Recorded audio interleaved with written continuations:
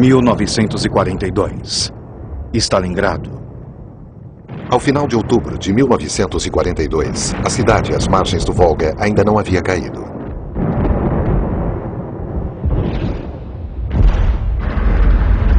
O Führer anuncia ao povo alemão: tomamos Stalingrado. Apenas alguns poucos focos de resistência permanecem.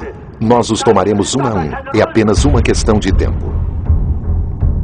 Para Hitler, Stalingrado passou a representar a sua vitória sobre a Rússia.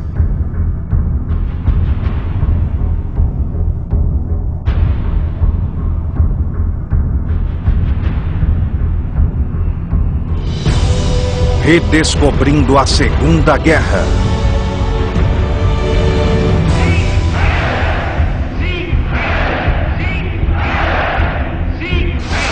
O dia D.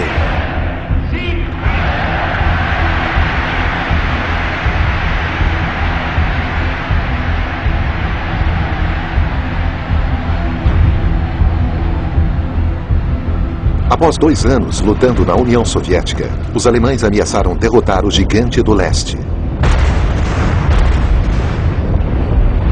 Ao norte, Leningrado está cercada pelos alemães. Já faz um ano que os alemães entraram nessa cidade ao norte.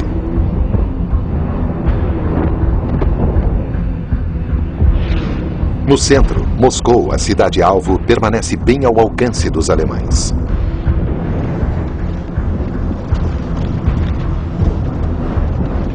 Ao sul, a ofensiva em direção aos campos de petróleo de Baku foi interrompida nas montanhas do Cáucaso.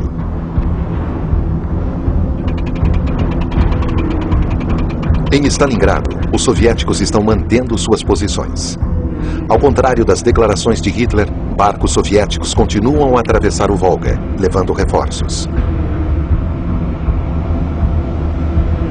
Todos os dias, milhares de jovens russos, às vezes sem qualquer arma ou treinamento militar, desembarcam nas margens do rio.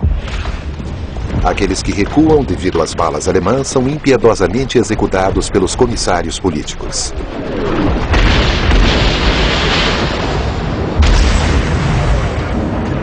Em 7 de novembro, aniversário da Revolução, os soldados sitiados, defendendo Stalingrado e as tropas soviéticas por todas as frentes, ouvem seu comandante-em-chefe, Stalin, fazer essa declaração espantosa: amanhã haverá comemorações em nossas ruas.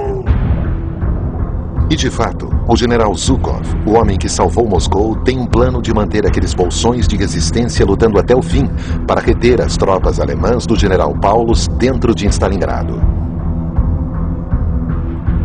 Do outro lado do Volga, Zhukov está secretamente reunindo um exército inteiro.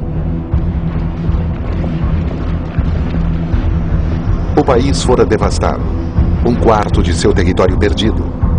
Mas a União Soviética inteira está trabalhando arduamente para fornecer a esse novo exército enormes quantidades de equipamentos.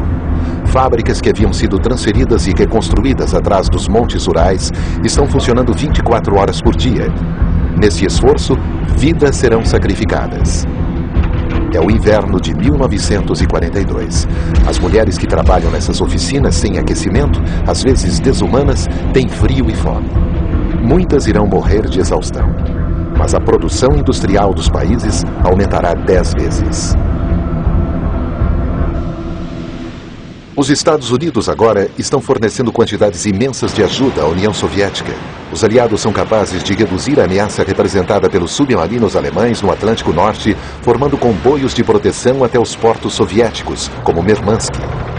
O anticomunismo é colocado de lado. Para os americanos, Joseph Stalin é agora Tio Joe. E para os ingleses, Good Old Joe, ou o bom e velho Joe. Os russos recebem enormes carregamentos de jipes, tanques, aviões e caminhões e latas de carne bovina em conserva.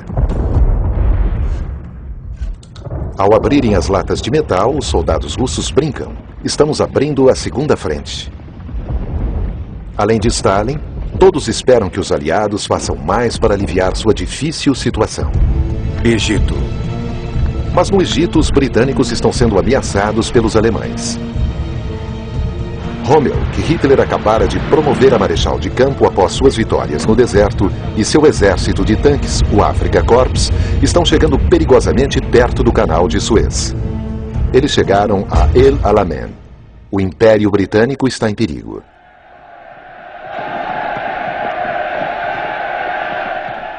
O primeiro-ministro britânico Winston Churchill chega para encorajar seu exército no deserto. A situação é sombria, mas ele mantém seu senso de humor e partilha momentos alegres com seus homens.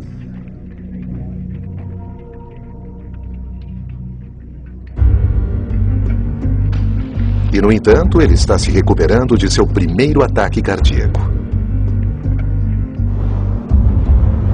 Ele se encontra com o recém-nomeado General Montgomery.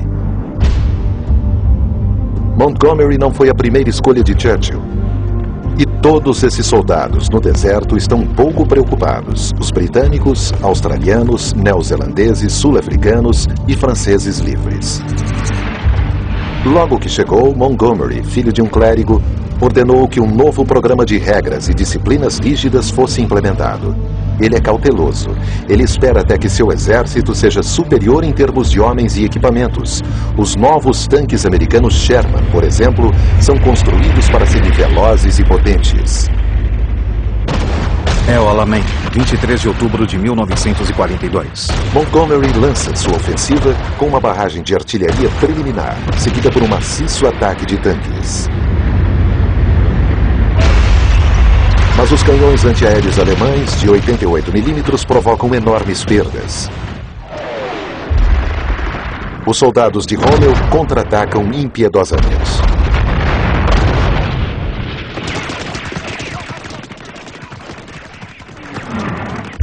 A batalha se torna uma carga de baionetas exatamente como na Batalha de Somme, em 1916, com pesadas baixas em ambos os lados.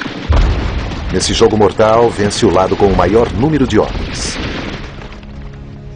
Em uma carta à esposa, Rommel escreve: "Estamos sendo simplesmente esmagados pelo peso inimigo." Ele recebe uma mensagem de Hitler: "Não pode haver nenhum outro pensamento senão permanecer firme, não ceder um metro de terreno sequer." Rommel escreve para sua esposa: "Eu faço o possível para descobrir uma saída para essa situação calamitosa de minhas pobres tropas. Estamos enfrentando talvez os dias mais difíceis que um homem pode suportar." E acrescenta: "Os mortos têm sorte, está tudo acabado para eles." Rommel recua. Em Londres, Churchill anuncia a seus co-cidadãos o que é realmente a primeira boa notícia da guerra. This is not the end. It is not even the beginning of the end. But it is perhaps the end of the beginning. As palavras de Churchill ecoam por todo o mundo. O velho leão inglês enfrentou Hitler.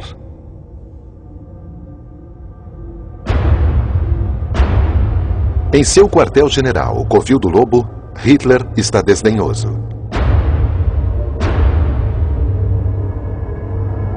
Ele diz: "Isso é apenas um revés. A guerra irá continuar."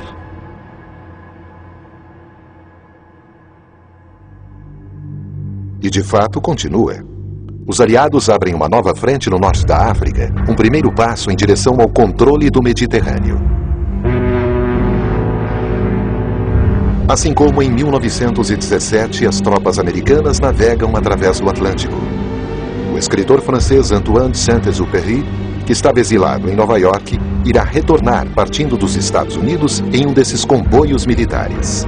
O autor de O Pequeno Príncipe escreve: "Amigos na América, gostaria de lhes fazer justiça. 50.000 soldados estão partindo para a guerra, não pelos Estados Unidos, mas pela humanidade, pelo respeito humano, pela liberdade humana e pela grandeza humana."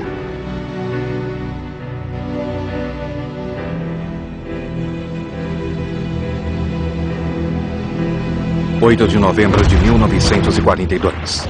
Ao largo da costa de Casablanca e Oran, os britânicos e os americanos são saudados pelos franceses de Vichy com fogo de canhão. Eles contra-atacam. O norte da África ainda é controlado pelo regime de Vichy, que colabora com os alemães. A luta é violenta e as forças de Vichy sofrem grandes perdas.